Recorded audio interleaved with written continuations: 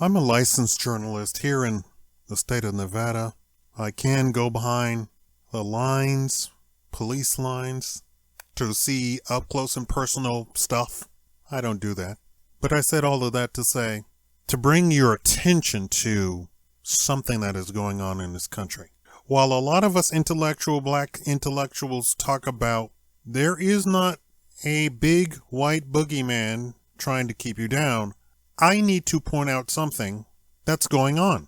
There are many organizations around the country dedicated to trying to get innocent men out of prison and jail. I have spoken to the organizations. One such organization is called the Innocent Project.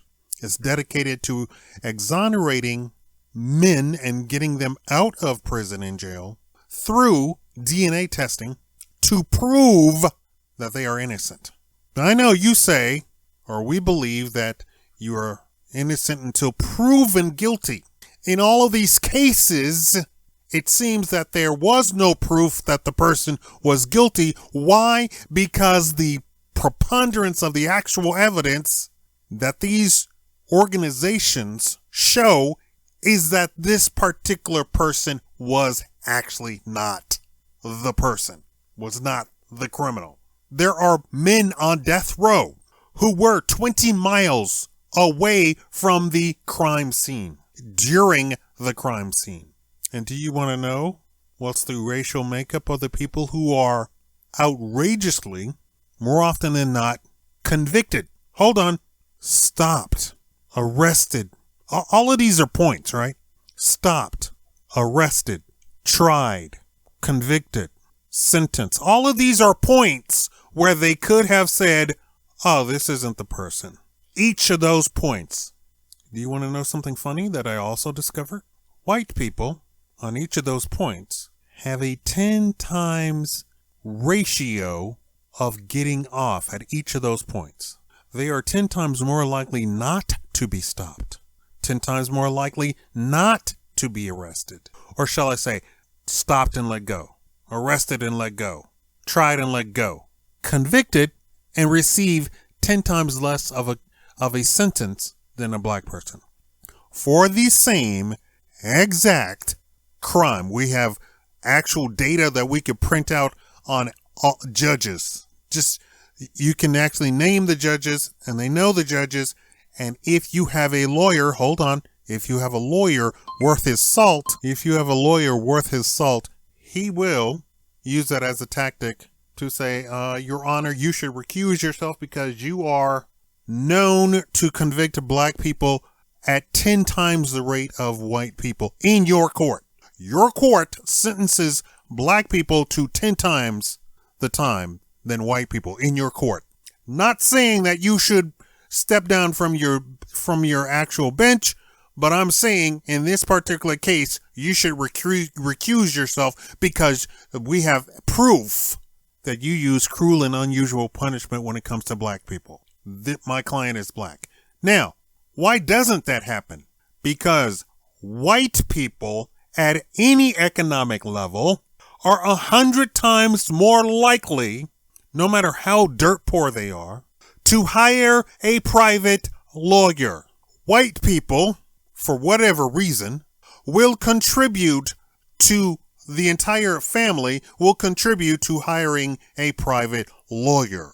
Black people, when you were dealing with economics, are more likely to ask and beg for money just 'cause from their richer black relatives. And the richer black relatives, feeling guilty that they are richer than their poorer black relatives, give them money to such a degree that it stops their forward financial momentum, so that the wealth of black people is less than white people on a greater level because they donate to their poorer black relatives just because. But, and this is a huge but, when it comes to hiring a lawyer to prove the innocence of a relative, black people do not do that. They have a habit of thinking the system will pan out somehow, and they do not donate to a black relative to exonerate them of a crime that they have been accused of. I put the scenario to my mother, a U.S. diplomat, a rich woman. She has a master's in theology. My own mother, I said, if I was accused of something, would you testify against me? And she said, yes. I said, what? I said, on what planet would you testify against your child? She said, if you did it, that's right. No, that is not the answer. That is not the answer. That is not appropriate. And it's weird that black people have this weird mentality that says the white man whom they distrust suddenly becomes completely trustworthy when it comes to falsely accusing my relative of something.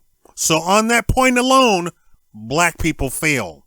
So all the other points about possibly getting off and that white people get off or let go, when it comes down to the actual hiring of the lawyer and proving, or not even proving, or adhering to your right to be innocent until proven guilty, black people acquiesce to white people at every level. It doesn't matter how rich they are. It doesn't matter how poor they are. So on that one sliver, black people fail, miserably fail.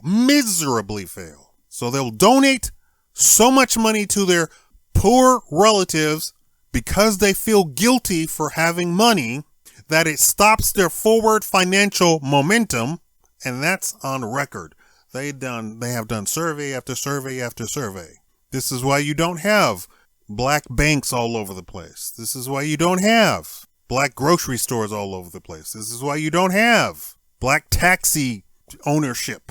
This is why you don't have black financial prosperity in a country where black people make up something like 30 to 40% of the better jobs.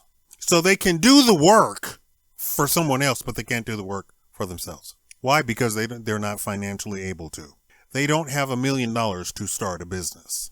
They have $1 million to start a business, but they don't put it towards starting a business. As soon as they start a business or do something like that, here comes the poor black relatives. And this is in all of the surveys. This is in all of the studies. Why?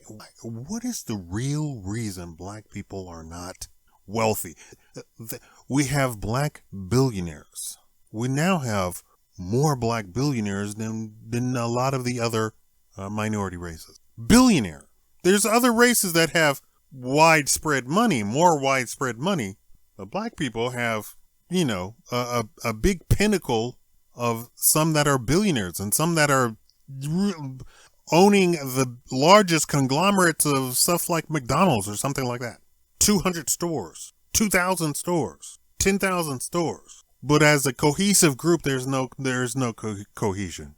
And the people who would open up a grocery store, or open up a clothing store, or open up a business of some sort, they've given their money to their poor black relatives. But they will not donate to exonerate those same relatives. Same relatives. And the same relatives will not ask. The same relatives all of a sudden become cheap and poor mouth and say, you have a public defender. That's all. that's all that's needed. But then we have all of these organizations who are dedicated to trying to free innocent men out of prison, and they are stock full of cases. Then you have the FBI putting out false information, saying that black people make up the most violent crimes. Completely false information. If you spend 2 seconds researching who are charged with violent crimes, who are tried for violent crimes, who are convicted of violent crimes, who is sitting in jail for violent crimes, who is sitting in prison for violent crimes, is it black people? The answer is no. Don't listen to the FBI. Go look at the actual prison. Go talk to actual prison. Go actually talk to the actual jails. They will tell you firsthand. Our population is mostly white. The black people in here are behind bars mostly for marijuana. 9 times out of 10, they're sitting in jail mostly for marijuana. And we're not talking about distribution. We're talking about they're there because they used it in a state where it was illegal. That was the accepted thing up until recently, where some states started legalizing it or decriminalizing it. When you look at the black population in those states, they're not high. There's not a high black population in those states. Meanwhile, in the states that are high black population, they still have criminalized marijuana. And guess who's in control of the city? Guess who's in control of local government? Guess who's in control of the police? Black people.